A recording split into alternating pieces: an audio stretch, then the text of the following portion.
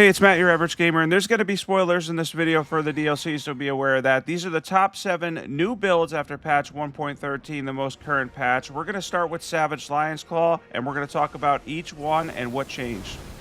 So we're going to start here with Savage Lion's Claw. I'm using Frasia's Greatsword for the extra damage, which it adds onto with Red Mane Ashes of War, including Savage Lion's Claw, and Flame of the Red Manes, although Flame of the Red Manes isn't really good anymore. As far as Savage Lion's Claw, the now first hit does more poise damage and more damage than before, as it's been increased on patch 1.13.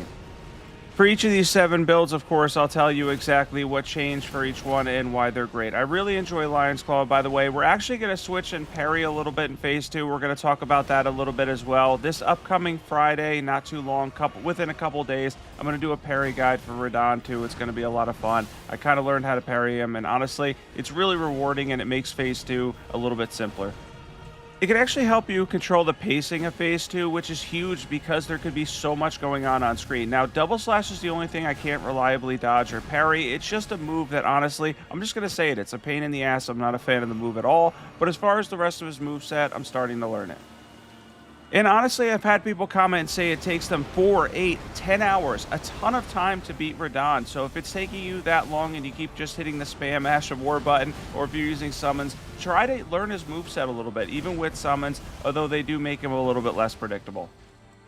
And once you do, honestly, it becomes a much more fun fight. I honestly don't think he's the most difficult boss for me in the DLC. I still think Gaius is charged because he uses it so often and it's so annoying to dodge. That is probably the most difficult boss for me right now currently. But then again, I'm on New Game Plus. On New Game Plus 7, it's probably going to be back to being Radahn, the toughest fight. And I'm going to be doing New Game Plus 7 builds soon on Xbox as well. I just have to run through the whole game. Going to be doing that this upcoming week and coming up with some builds on New Game Plus 7.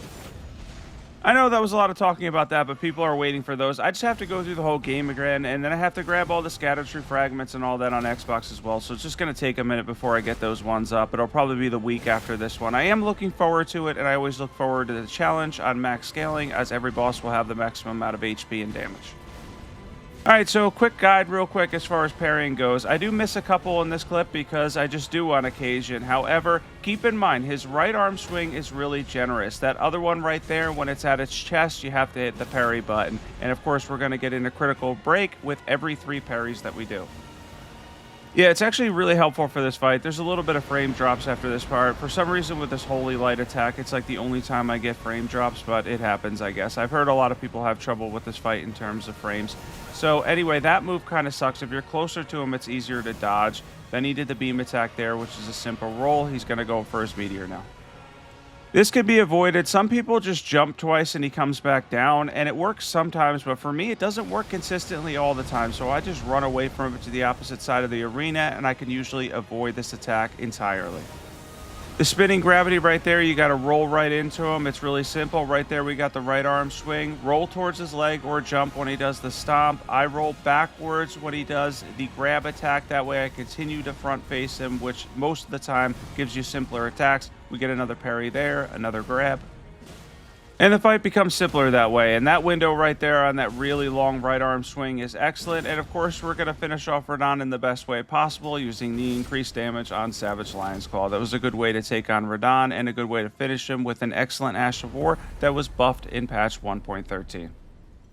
Notice, by the way, on New Game Plus, he now gives you more runes. I didn't see that in the patch notes, but I did notice it come up on screen. I think it was 1,000,000. We have Frasia's Cold Greatsword plus 25 with Savage Lion's Claw. We're using Carrying Retaliation, any small or medium shield. We're using the Dragon Communion Seal because I had 10 Arcane with the headpiece on there. We have the Blade of Mercy, Shard of Alexander, Magic Scorpion Charm, Dagger Talisman, Magic Tier, and Faith Tier 2. And for stats, we have 60 Vigor, 21 Mind, 30 Endurance, 60 Strength, which is 90 Strength when we're two-handing it. We have 20 Intelligence with an extra point with the headpiece we're wearing. We have 16 Faith, again, an extra point there. 15 is our base Faith. With the Faith tier, we hit 25, so we can use Golden Vow, Flame Grip and Strength, and Blessing's Boon as well. And next one up is probably my favorite one on this list, and that's going to be Crucible Wings. Crucible Wings got an increase to attack power, its directional ability, as well as poise damage. This was already good to begin with, and now it's even better. Didn't even make an attempt to dodge that, not gonna lie. I actually totally missed that. I don't even know how. I meant to roll and then didn't, but it doesn't matter anyway because most of the time I do have a light roll here. I end up getting hit with the charge anyway because it's really difficult to dodge. Now, we're going to use Crucible Wings mainly. This boss, Commander Gaius, is weak to holy damage, so he's going to take increased holy damage, and we have Milady and Sacred Affinity. Interestingly enough, if you have a medium roll, and I thought they would patch or fix this, it's really difficult to dodge this reliably. I believe probably for most players. A little bit better with a light roll. I know you could use stuff like Bloodhound Step, which is super helpful, but overall, I was hoping they patched that. And we're going to continue to hit him with Crucible Wings, which, again, is an amazing Ash of War. If you haven't tried this one out, be sure to try this Ash of War out. Goes really well with Milady, too. And, of course, Milady goes well in Sacred Affinity as well. Awesome combination. And I love that they buffed this. I really enjoyed this one to begin with. The extra buff, we're hitting for 5,200 damage each time. Pretty incredible. Even so, his moveset can be frustrating to deal with. I know a lot of players have trouble with this boss, no question about it. I mentioned it before. For me, he's one of the 2 toughest bosses in the DLC with Radahn, simply because his charge is totally unreliable. And even if you're close to him, he'll still randomly do the charge. It's not like it stops him from doing it. Which is a difference with Radahn, because with Radahn, I feel like if you front face him, you can get a lot better of his attacks and moveset. But with Commander Gaius, if you stand in front of him, he still just does the charge randomly. It's very frustrating. Let's jump into equipment and stats. And we have Milady with Crucible Wings. We have it in Sacred Affinity, of course. We should be using the Erdtree Seal. Can hit 51 poise, but I went for a light roll. Sacred Scorpion Charm, Shard of Alexander, Ritual Swords Talisman. This talisman can be switched to Millicent's Prosthesis there, and we have the Holy Tier and Faith Tier as well. Let's jump into stats. And for stats on this one, we have 60 Vigor, we have 80 Faith, which is a really good amount of Faith for this build. You could throw in incantations with this one as well. We have 20 Mind, we have 28 Endurance, we ended up with 23 Dexterity. And then we're using Golden Vow and Flame Grant Me Strength. By the way, what I was talking about with this charge was if you're close to him. If you're far away, of course, it makes sense for him to do the charge, but you could be right next to him and he will still do the same charge, which is a little bit difficult to deal with. Anyways, we're going to be moving to the next build here. This is a really fun one to try for sure. Alright, the next one up here is Rakshas's Katana. These aren't really ranked, by the way. They're just random, and the top 7 that I noticed for major changes. This one's major change is the speed on the Ash of War. The Ash of War was really slow before. Now it's been sped up, and honestly, I really like it now. Yeah, it was a little bit too slow for me before, but now the Ash of War Weed Cutter, you're able to use it faster. I think it combos into itself faster as well, being able to use it multiple times, but the swings are quicker as well. That makes an already good Ash of War and weapon even better, because Rakshas's Katana has really good AR and does a lot of damage as well.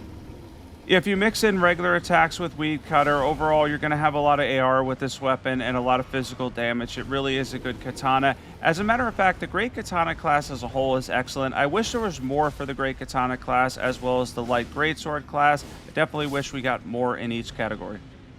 Yeah, I feel like the one thing they did with DLC in terms of the weapons, now that they're patching stuff and making them better, it's just they could have given us more for the new classes. We have Rakshas's Great Katana plus 10. We have the Giant Seal, but any seal for buffs. Rakshas's Set. We have Millicent's Prosthesis, Shard of Alexander, Lord of Blood's Exaltation. We have the Winged Sword Insignia, or Rotten Winged Sword Insignia if you have it. Thorny Tier and Faith Tier as well.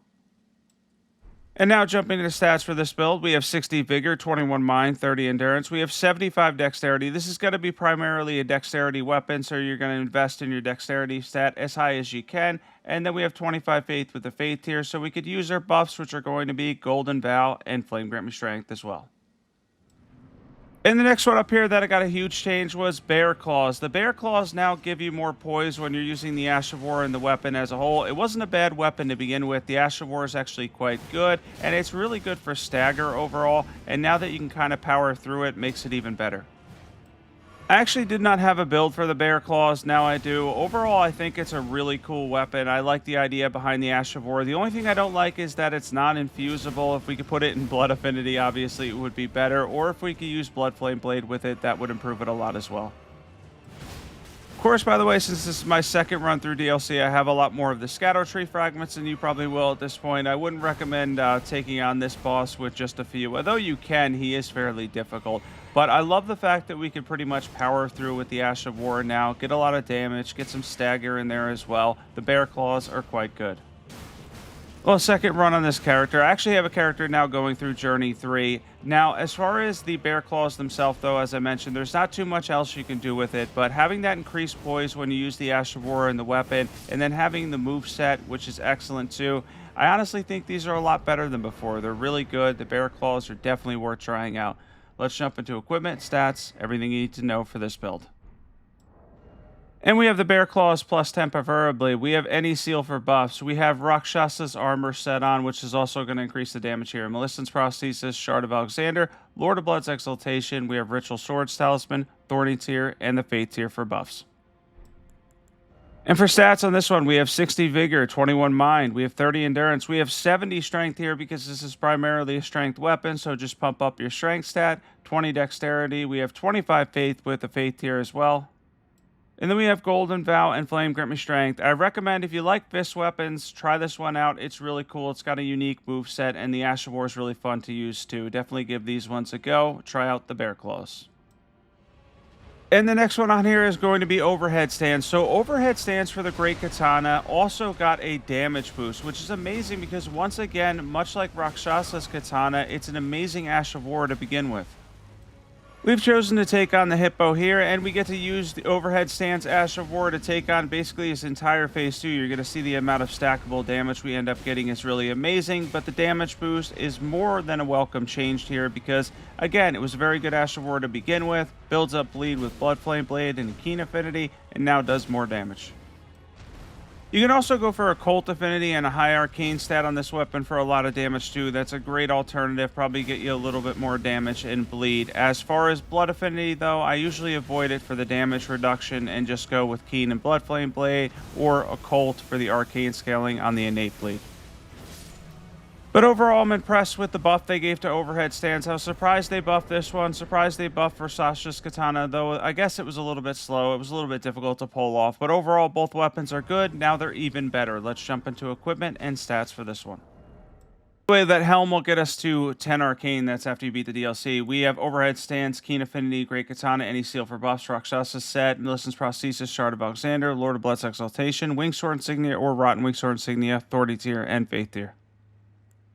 And now for stats on this one, we have 60 Vigor, 21 Mind, 30 Endurance. We have 75 Dexterity. You could also go for Heavy Affinity and pump up your Strength stat, or you could go for a Cult Affinity and pump up Arcane. We have 25 Faith with the Faith Tier. It's 26 with the Helm on, 10 Arcane with the Helm on as well, so that we can use Blood Flame Blade. We're also using Golden Vow, Flame Grip Me Strength to buff this build. Overhead Stance damage increase is a welcome change. It's excellent. And next up here, before we get to the Euporia build, the Claws of Night now do a little bit more poise damage on the Ash of War. Now, this one was amazing to begin with. Honestly, the Claws of Night are one of the best weapons in the DLC, and they have some of the highest DPS for any claws in the game. And now when you use the Ash of War, you'll get a little bit of poise damage when you use it as well. Now, that's not a major change for this weapon, but I had to include this weapon because even the slightest buff that this weapon gets just makes it even more OP because it's really easy to use. You can get bleed from a distance with the Ash of War, and then if you go up close and do regular hits as well, you could build up a ton of DPS, physical damage, a little bit of magic damage too, and some bleed. Yeah, by the way, I don't know why there's 2 random tree sentinels out here. I feel like we could have gotten a whole bunch of other bosses. They could have also given us just a variant of the tree sentinel would have been interesting. Give them a different weapon and an armor set and have them drop that instead, but I don't know. I don't want to complain too much about the DLC. There's a lot I love, but there's definitely a few things that left question marks for me as well. Yeah, don't get me wrong. Elden Ring Shadow of the Erdtree has been amazing, but yeah, there's definitely a few things we could change, no question about it. Claws of Night, though, very good. We have the Claws of Night plus 10. We have any seal for buffs, of course. We hit 51 poise here. You can go for the White Mask as well. Millicent's Prosthesis, Lord of Blood's Exaltation, Ritual Swords Talisman, Wingsword Insignia or Rotten Wingsword Insignia, Thorny Tier, and Faith Tier too. And then for stats on this one, we have 60 Vigor, 23 Mind, 28 Endurance, we have 15 Strength. We have 75 Dexterity for this build because it scales only with Dexterity, even in terms of the magic damage. 25 Faith with the Faith Tier. Then we're using Golden Vow, Flame Grip Me Strength, and for this build, I went for 51 Poise. We're using this at a distance, and I just felt like this was a cool armor set. And now we're going to go into Euporia, also known as Euphoria. Some people, I think, spell it wrong when they search for this weapon. Now, Euporia itself It's an amazing weapon, honestly. The Euphoria Vortex is really good. Now, I'm going to show you the quicker version of it, and then we're going to do another clip that shows the now longer beam, which is really awesome. So the whole concept behind Euporia is very simple. If you do hits with it, you could build up its Ash of War, which is essentially a holy beam. Now, for me, I do charge hits to build it up. You could do regular hits as well. With charge hits, typically 2 charge hits will get you the lighter beam, and 3 charge hits landed will get you that longer beam that we're going to show in the clip after this one. But overall, they turned this weapon, which was just kind of okay, into something that I believe now, honestly, it's pretty amazing. Holy damage is really good in the DLC. This is going to be one I try out soon. Most of these clips were from me testing the weapon, but overall, Euporia has been greatly improved. Yeah, I'll be definitely trying this out in the DLC soon. I just tried it on some regular base game bosses here. Now we're going to show that longer beam. It now has a longer beam on the Ash of War after you build it up. You're going to see here on the Magma Worm, and it's pretty impressive. It does take a little bit to build up the second part of it, but it is well worth it when you do. And of course, we're going to dodge an attack there, and we're going to continue to do regular hits mixed in with charge attacks to try to build up that longer beam. The more hits we can get in, the more we can get that second one, which is going to give us a really long duration. You're going to see that here, and it's pretty amazing. It ends up being like a holy version of Common Deserve. This is one you definitely absolutely got to try. I've said that a lot, but with this one for sure, it's a lot of fun. We have Euporia, preferably +10, or Euphoria, if that's what you want to call it. We have the Erdtree Seal. We hit over 51 points. Shard of Alexander, Axe Talisman, Ritual Sword Talisman, Sacred Scorpion Charm, Spike Crack Tier, and Holy Tier 2. And for stats on this one, we have 60 Vigor, 20 Mind, 25 Endurance, 16 Strength, 20 Dexterity. We have 70 Faith for this build to get a lot of damage out of this one. It now does more holy damage as well, which is also awesome. Multi-layered Ring of Light goes really well with this. It's an excellent incantation to add to this build. Does a lot of holy damage. We are also using Golden Vow, and Hellish Brewery will increase the damage on this Ash of War too, and it's going to increase it a lot. This is really good now. Definitely give this one a try. And thanks for watching this one. I appreciate everybody that tuned in for this awesome build video. I've still been sick currently. I'm getting a little bit better. I was dealing with a sinus and ear infection. I'm feeling a little better, but it's still been kind of rough. But anyway, be sure to hit the sub button. I cannot wait to do more content for this patch. This patch really improved a lot for Elden Ring. This was one of the most amazing patches and updates we've ever got for the game. I hope everybody has a wonderful week.